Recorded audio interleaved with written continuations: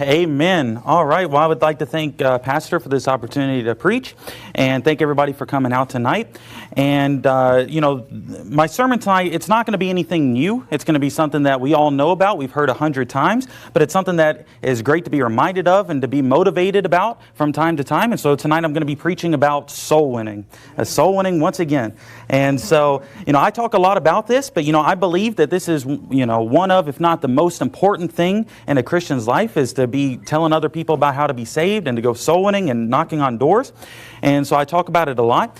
And, I heard it said one time, and I do think that this is, a good saying, a good thought, is that, if you're alive and you're saved and you're a Christian, and if you're still alive and breathing right now, then God isn't done with you yet, and He has somebody else for you to go reach and for you to go preach the gospel to. And so, I love to think about that sometimes. And so the title of my sermon tonight is Think Global, Act Local. Think global, act local. I heard this slogan many years ago. I think it's a liberal saying, I think. And it's about, but you know what? I don't care. I like it. I'm going to steal their slogan. I think it's about environmentalism or something. But anyway, I'm taking it and I'm going to make it into a Christian slogan. Okay, amen? Because the thing is, we can totally apply this to soul winning where, we have this global mindset that, we're trying to reach the whole world with the gospel. And the way that we act that out in our daily lives is by going soul winning in our local area. And so that's kind of what I want to preach about tonight. And so first and foremost, I kind of want to define this mission to preach the gospel to every single person in the entire world and show you some verses where the Bible talks about that. So you're there in Acts chapter 1. Look down at the very familiar verse in number 8. It says, "But ye shall receive power. After that the Holy Ghost is come upon you. And ye shall be witnesses unto me both in Jerusalem and in all Judea and in Samaria and unto the uttermost part of the earth." And so here we see a blueprint, if you will, that God has given us for reaching the entire world with the gospel. And he talks about 4 different, I guess you could say, levels of soul winning. And obviously Jerusalem is a city, and it's not telling us to pick up Faithful Word and go to the Middle East to the, modern Jerusalem or whatever. But what it is saying is we need to start right here in our local city, in our local area. And of course, we've done that, and we've been doing that for many, many years, long before I've been coming here. We got that map over there, and we'll talk more about that tonight. But, we got to start in our city of Phoenix, and then, the next administration up from that for us would be Arizona. And then after that would be the rest of the U.S. And then, of course, the uttermost parts of the earth. And so this is the way that we are going to reach the world, really, is that many churches all over the world are going to be kind of playing out this same level, reach everybody in their city and then in their next and next and next like that. And so this is kind of, what God is teaching us here, what I believe. And so our church, and I love our church, and I'm so thankful that we have a church that is doing all 4 of these levels all at the same time as well. I don't think that it's something that we have to finish, we got to knock every single door in all of Phoenix before we, start reaching the rest of Arizona or something like that. No, we need to do all of them at the same time. And that's why I love our church. We have, the 2 soul winning times per day, 10:30, 5 o'clock every single day right here in Phoenix. Pretty much every single weekend, we've got weekend trips going to other parts of Arizona. If we don't have anything else going on, we've reached a lot of the rest of the U.S. just through our church planning. We planted, Pastor Mejia's church in L.A., and then we got, Pastor Shelley in Texas and everything, and even to the uttermost parts of the earth. We've got our Germany church that Anselm works with and everything. And so, we are blessed to be at a church where we're doing each one of these levels all at the same time, and we're really working towards this goal of reaching the entire world with the gospel. And so turn, if you would, to Matthew chapter 28. Matthew chapter 28. I'm going to quote you another verse. This is probably my favorite verse out of the entire Bible. Mark 16:15, right? It says, "Go ye into all the world and preach the gospel to every creature." And I kind of want to break that down for a minute. First of all, it tells us to go. Go where? Go into all the world and preach the gospel. See, we don't need to just stay here, stay where we're at. The thing is, we need to go bring the gospel to them, right? We're not relying on, lifestyle evangelism or bringing people to church. Oh, if they want to get saved, they can come to church. No, we want to bring it to them. We want to bring the gospel to them. We want to have our feet shod with the preparation of the gospel of peace.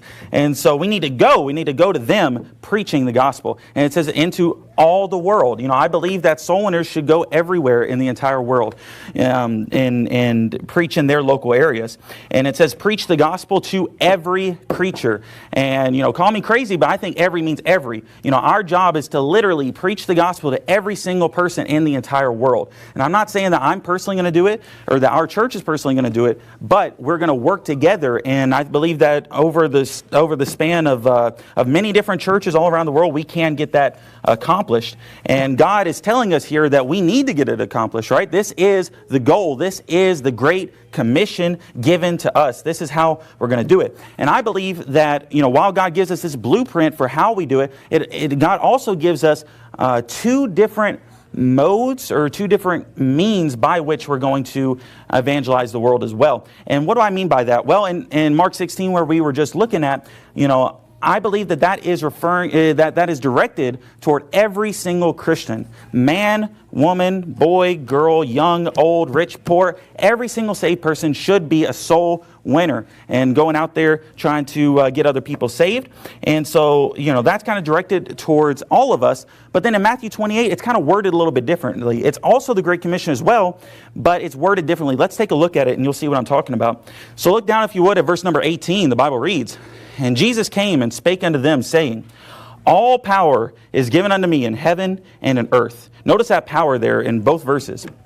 And then it goes on to say, "Go ye therefore," and look at this, "and teach all nations," look at this, "baptizing them in the name of the Father, Son, and Holy Ghost." And look at this, "teaching them to observe all things whatsoever I have commanded you. And lo, I am with you always, even unto the end of the world. Amen." And so notice it lists three things here. It says teaching all nations. It says baptizing them and teaching them to observe all things whatsoever I commanded you. And if you notice, all three of these things are not what just an ordinary soul winner is really doing. You know what I mean? But all three of these things are things that happen at church. And so what I'm trying to say is that there's basically two means or two modes by which we're going to reach the entire world, and that's with soul winners and with churches. I believe that both of these working together is how we're going to reach the entire world. And I believe that Matthew 28 is more directed towards churches. Mark 16 is more directed towards soul winners. But, we need both of these working together. A church without soul winners is, it's a dead church, right? It's not growing. It's not bringing in new people. You can even make the case from Revelation that it's not even considered a church in God's eyes. But, the thing is that it's just not going to work. It's not effective, right? And in the same way, soul winners without a church, they're not going to be as effective either. And that's nothing against those soul winners, because I personally know many people, out there that don't have a good church to go to, and then they go soul winning in their local areas, and I feel for them. We need more churches. We need more people, more men to, basically stand up and be pastors and start churches. And we definitely need that. There's a great need out there for churches. There's a great shortage of good Bible believing churches like ours, where we preach hard and we go soul winning, and we're doing it strategically, marking off the maps, trying to reach everybody in our local area. There's a great shortage of that in the world, and we need more churches like that. And so I believe that really the only way that we're going to reach the entire world with the gospel is through these two means, right? Churches, soul winners, working together. I think this is the way that's going to be done. And actually, there's another great verse that we've all heard of that kind of supports that as well. Acts 5:42, where it says, "And daily in the temple and in every house they cease not to teach and preach Jesus Christ." And so once again, you got the temple, you got the church, and then you got in every house, right? You got knocking on doors, soul winning. And so I do believe this is biblical. This simple plan to reach the entire world. It's very simple. It's very simple. I was about to say it's very easy, but it's not easy. It's going to be very challenging. It's going to take a lot of effort. It's going to take tens, maybe hundreds of thousands of people working together, save people to reach the entire world. But I want to prove to you that it is within our grasp. We actually can do this, and we can do it in our lifetime. Now, kind of on a more personal note, I have this personal project that I've been working on for a while now. And I do it in my off time or whatever. But basically what I'm doing is I have a big map where, and it's on the computer, but I have a big map where I'm basically putting pin drops and I'm marking every city in the entire world with over 100,000 people, with over 500,000 people, with over 1 million people, with over 10 million people. Why am I doing that? Am I crazy? No, because I want to be constantly thinking about and praying about and talking about and just constantly having at the forefront of my mind this goal to reach the entire world with the gospel. And I'm also trying to figure out, like, how many churches do we actually need? Like what are we trying to do here? And, I'm not done with the project yet, but I have it estimated or round up to about 5,000 churches. So let's just go with that number. Let's say that we need 5,000 churches to reach the entire world. Churches like ours, churches with hard preaching, aggressive soul winning, strategically knocking every door in their area. Well, listen, that sounds like a big goal, and it is, but it's not impossible. And I wanted to compare us to other Baptists to show you that it is not impossible. If a simple Google search will tell you that, as far as the old IFB goes, right? Independent fundamental Baptist churches, there are about 10,000 independent fundamental Baptist churches just in America alone. So what I'm saying is that if we even had half of their amount of churches, half of their amount of resources, half of the amount of manpower, then we could totally turn this whole world upside down. We could be preaching the gospel to everyone. And what that also tells me, unfortunately, is about 9,950 of those churches probably aren't doing what they're supposed to be doing. And that's really sad. But then also, too, I compared us to the Southern Baptists, which we're very different from them, but they're much bigger as well. And if you look it up, they have roughly 50,000 churches right here in America. So again, if we just had 1/10 of what they had, then we could reach the whole world. And so I'm showing you these numbers because I want you to see that it's very attainable. We can do this, and we can even do this in our lifetime, but we need to have the faith that it can be done.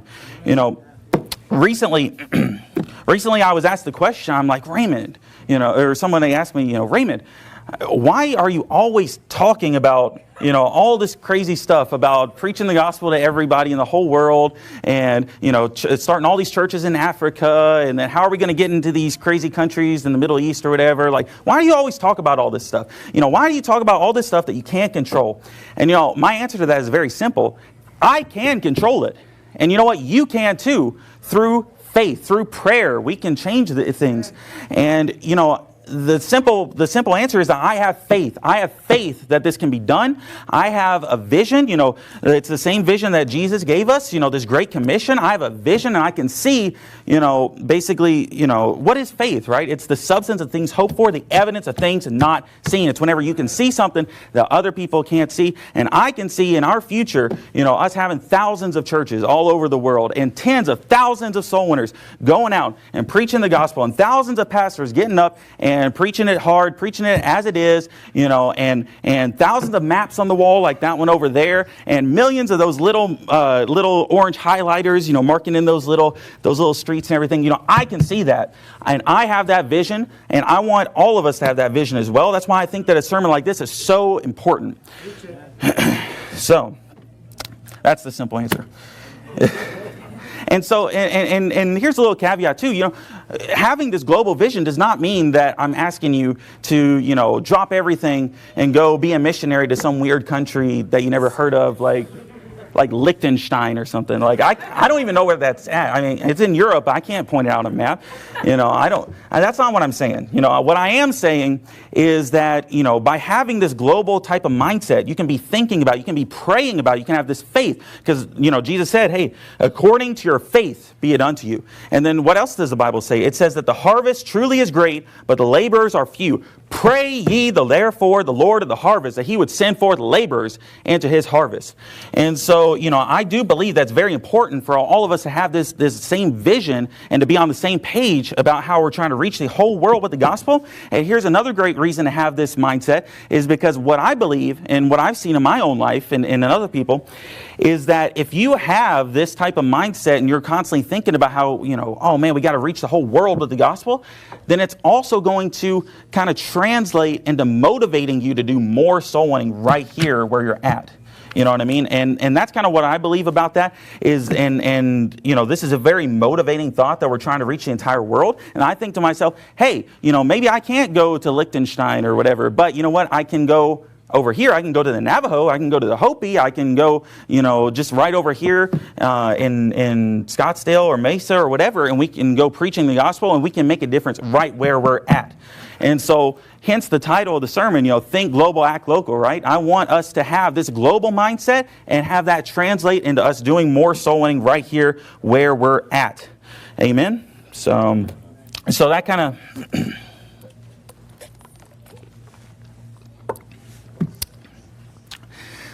So that kind of brings me to my second point tonight, right? I got 2 points: think global, act local. So then the second part of this sermon is going to be kind of talking about what we're doing right here in Arizona.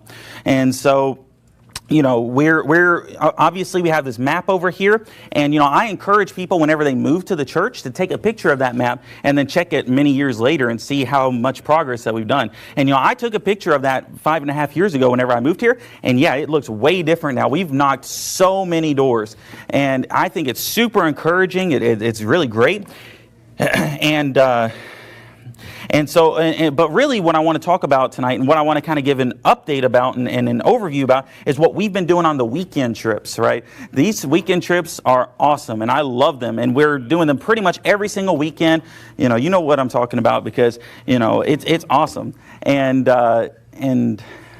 anyway, I've been doing it for about 2.5 years now. Before me, of course, it was Deacon Ressa running it. But I've been running for about 2.5 years now, and I have a lot of statistics, and I have a lot of numbers to go through. And hopefully this is going to motivate you, because it motivates me a lot. And I love these trips, and I do not want to stop doing these trips.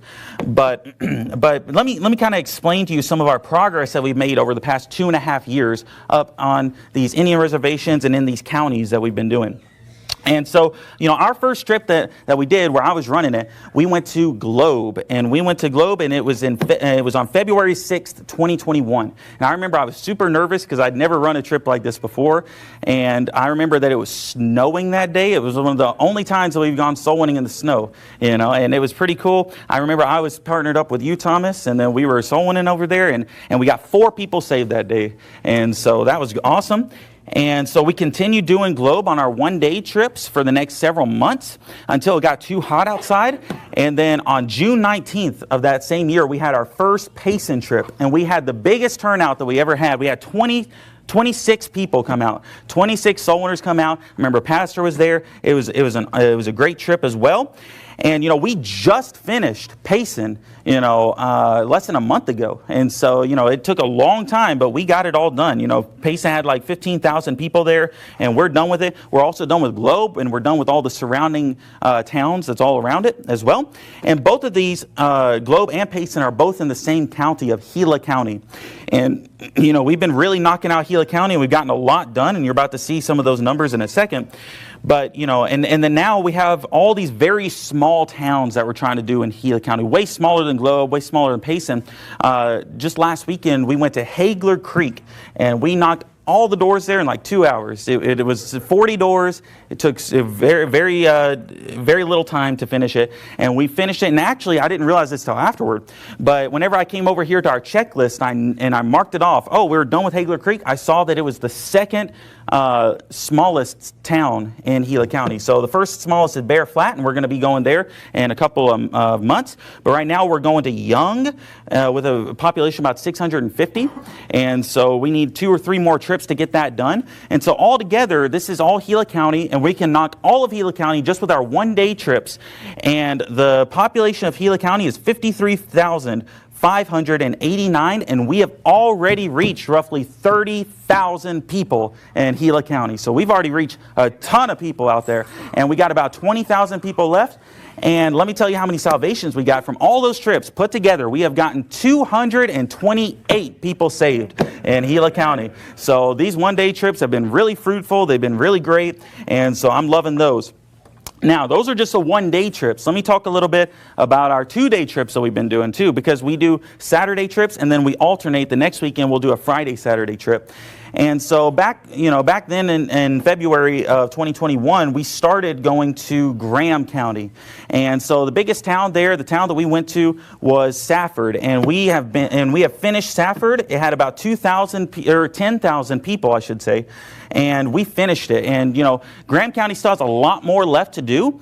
And there's a lot of other small towns, but they're all very close together, right? They're all side by side. So we finished Safford. We started working on Thatcher. We got Pima, Eden, Bryce. You got Cactus Flats, Artesia. There's all these little towns, and we can get them all done. And so that's in Graham County. So the population of Graham County is 39,000 people, and we've already reached about 11,500 people. And so we got about 27,500 people left, and we have gotten 125 people saved in Graham County as well. So, lots of salvations. It's really great. It's really fruitful. And then let me move on to Greenlee County. We've done a couple of trips there, not very many. That was mainly Deacon Russell that was working on Greenlee County. That's even farther out from Safford, and it's on the New Mexico border. And but we did finish and knocking every single door in Morenci earlier this year. And so that was a big goal accomplished. We finished that. And this is also the smallest county in Arizona by population, and it's also the one that we're closest to finishing. Right, we got very little left to do there, and we're kind of putting it on pause right now, but we're going to get back to it pretty soon. And so it has a total population of 9,404, and we've already reached about 5,500 of those people, and we got about 4,000 people left there. And so we could just mop that up pretty easily. Hopefully this upcoming winter we can go back and we can get that done. And so far, since I've been running those trips to Greenlee County, we've gotten 40 people saved there. So once again, awesome. It's really great. And I'm really happy about all of our progress that we've made. And then we've also taken some other small trips as well, and I'll just mention these really quickly. It's not associated with the county, but really we've gone to Flagstaff, we've gone to Show Low, we've done some soul winning in Winslow, Holbrook, and Heber. And we're not really working on those counties yet, but we've kind of done some sporadic soul winning in those areas, and we've gotten 51 people saved in those towns. So a lot of salvations, a lot of great stuff going on. Now, I want to talk about our biggest project that we have. And of course, that's the res, okay? So we've been knocking out the Indian reservations for a long time now. Our church has been doing it for almost a decade. Long before I got here, they started. But I've been running the res trips now for a little over a year, and so we've been going to the Indian reservations. All we have left to do is the Hopi reservation and the Navajo Nation. Those are our last two. And so I want to talk a little bit about this Hopi reservation. So our first trip to the Hopi was April 16th, 2022, and we went to Kykots Movi. And the only thing I remember about that trip is I got super sick on that trip. I mean, it was bad. I was super sick. And I don't want to talk about that really, but anyway. But we did get 9 salvations on that trip, so that was great. That was a great first trip. And there's this perception, and I want to talk about this a little bit. There's this perception that the Hopis are very unreceptive. But I don't find that to be true. We get a lot of Hopi people saved, and, it's kind of divided geographically, and I'll talk a little bit about this. I don't know, I find this interesting. You can just tune me out if you don't like this, but anyway, I'm going to talk about their geography a little bit. So, the Hopis historically have lived on top of these mesas, right? These plateaus that's flat on the top. And they've lived on top of these mesas. It's first mesa, second mesa, and third mesa. And they've lived there historically for hundreds of years. They claim thousands of years, but, whatever. And anyway, so they've lived up there for a long time, let's say. And but then about maybe let's say 25% of them still live on top of the mesas, and 75% of them have moved down and they live at kind of the bottom of the mesas. So not very far, maybe half a mile apart from each other. But then the people on top kind of look down on the people on the bottom as you guys left your traditional area or whatever, because they moved down to the bottom so that they could get bigger houses, running water, better access to electricity, all those things. And so they kind of moved down to the bottom. And what I've noticed, and hopefully, I think other people have noticed this as well, is that the people on top of the mesas are much less receptive than the people on the bottom. Because the people who have stayed on top are mostly really old people, evil, and they're just very into their false like pagan religion, and they're just really doing all their ceremonies and stuff. And they, even on top, they still have like all their kivas, which is basically their church, and it's like an underground little thing, and then you got to climb in through the top through a ladder. It's weird, but anyway, they got all that stuff back up on top of the mesa, and so the people that live on top are very traditional, very into their false religion, and but then the people on the bottom still attend all of those ceremonies and stuff. And man, it is so annoying because it seems like every single weekend that we go to the Hopis, it's like, oh, nobody's here because they're up on the mesa doing their ceremony or whatever. It's like, come on, man. Like, I don't know. It does get annoying. But anyway, it's just the people that live on top of the mesas that are pretty unreceptive. We get tons of people saved that's down kind of on the lower, because they're less traditional, I should say. And so that's great, I like that. But then the people on the bottom still own their like ancestral homes and houses on top, and they still take care of that. But hey, we've knocked all of it, right? We've knocked all the doors on top, all the doors at the bottom. We've knocked it all. We've done so much on the Hopi Reservation already. Just since I've been running the trips, I mean, we have knocked every door in Kaikots Movi and Oraibi and Hota Villa and Bakavi and Shango Povi and Second Mesa and Mishong Novi and Sipa Lovi and Walpai. And I know that you guys don't know any of those words and don't care about them, but each one of those were a little teeny tiny village that we've knocked, and we've knocked every single door in those. And so we've only got 2 or 3 little villages left. We are so close to being done with the Hopi Reservation. It's not even funny. I think that we're going to be done unless something crazy happens or we put these on pause or whatever. I think for sure we're going to be done with the Hopis by the end of this year. And so I think that's awesome. I think it's great. And yeah, I've loved going to the Hopis. So and the Hopi population is 9,268. We've already reached 6,800 of those, and we have about 2,500 people left to reach, and we've gotten 44 salvations since going to the Hopi. So it's been great. We've done a lot of good work on the Hopi.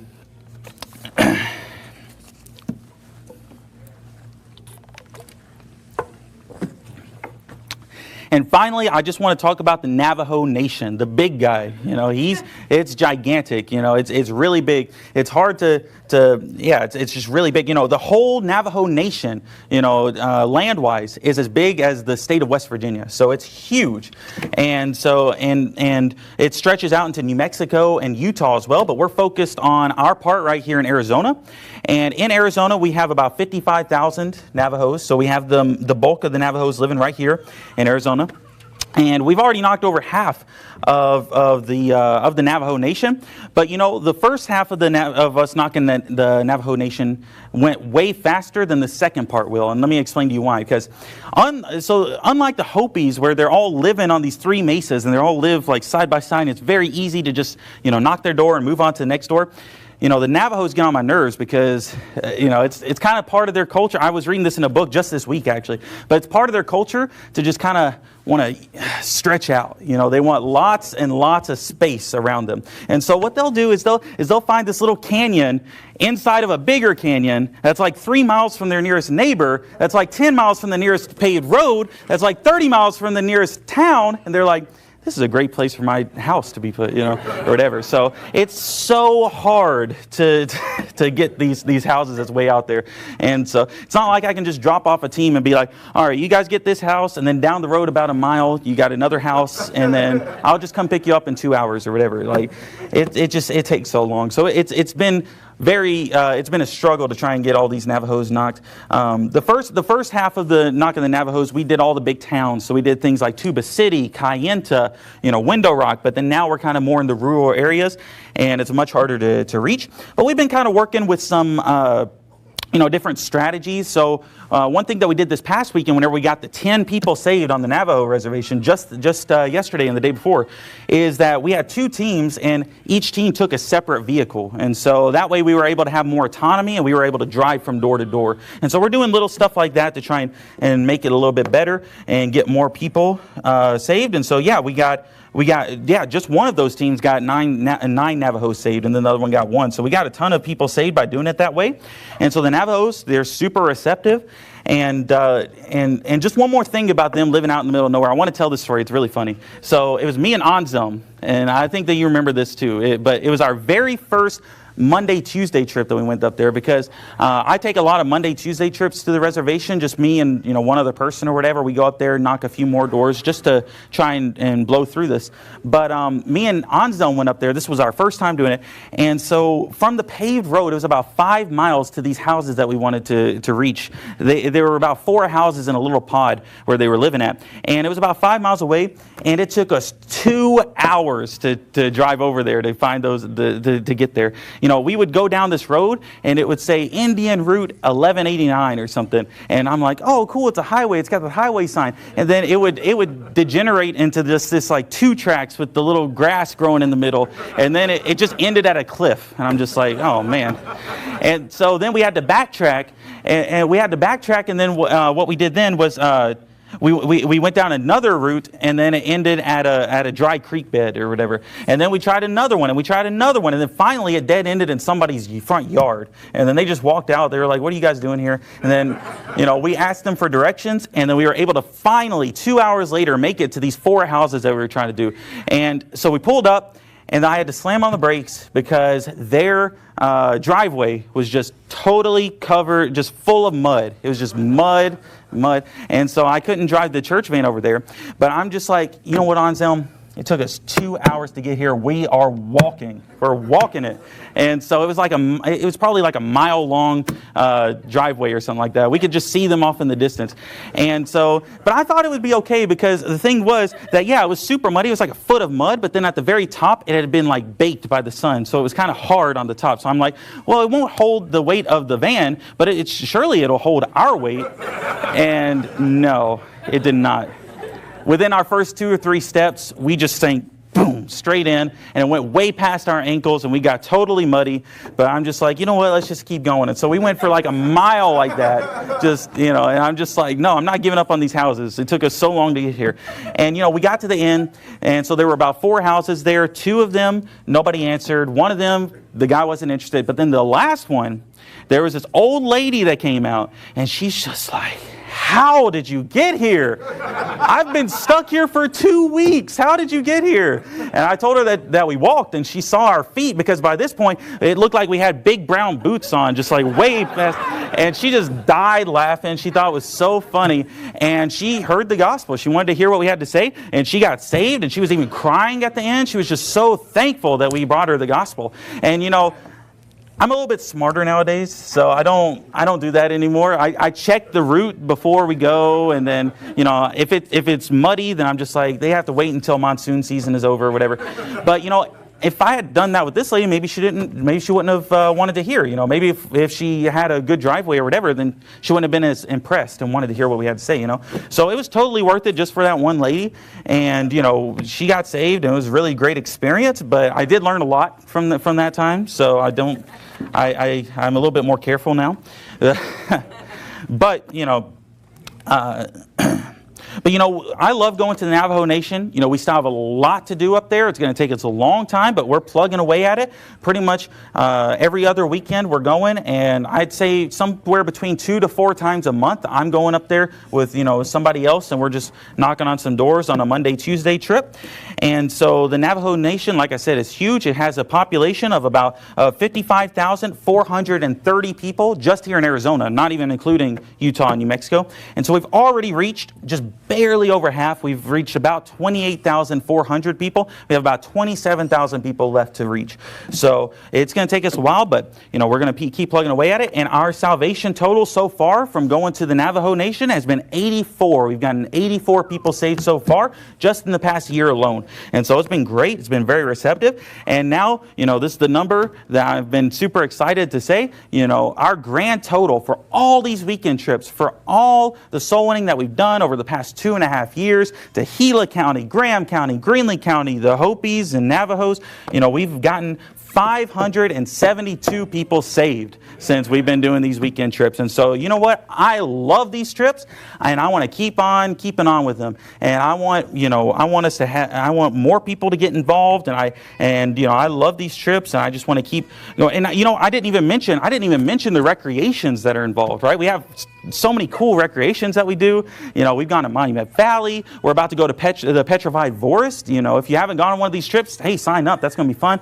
And then we went to Canyon de Shade, which totally took me off guard. I've never even heard of it before, but that was my favorite place I've been in Arizona, and so I'd love to do like a second trip there or whatever. But so these trips have been great, and we have great recreations, we have great fun, we have great fellowship, great food, great soul winning, of course. We always try to have a really great hotel to stay at. Like we do all the whole 9 yards, and everybody's welcome to come. And so I'd like to encourage you guys to come out to those and just kind of give an update of those, because I know that not everybody makes it over here to the boards. And also too, I had never counted up all the salvations that we've gotten over all these trips either. So I just did this morning, and I was shocked that it was as many as we did get, because that's awesome. Like I didn't realize that.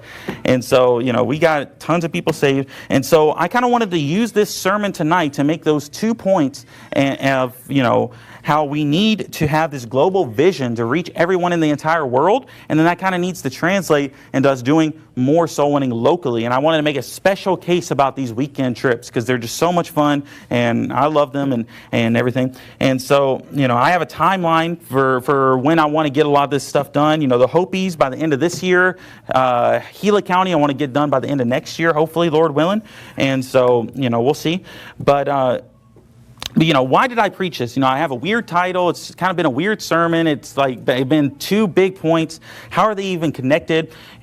I think that they're connected because, once again, as I said earlier, by thinking about the entire world and praying and just really talking about and thinking about the entire world, that motivates me to want to go soul winning in our local area. And I think that that's true with other people as well. And so I want us all to kind of have that global vision, but also it works the other way around as well. The more soul winning that you do here in your local area, right here in Arizona, the more I think that it'll remind you that there is a bigger project involved, And basically, if you want to think about this like this was the analogy that I came up with, is that we're basically working on one piece of the puzzle. We got this huge puzzle with 5,000 pieces or whatever, and then we just got this one piece that we're working on right here in Arizona. And so it motivates me, and it should motivate you as well. And I want to preach this sermon to remind us of what we're working towards, right? As Christians, the reason that we're even here right now, the reason that God's not done with us and just calling us up onto home, as the expression goes,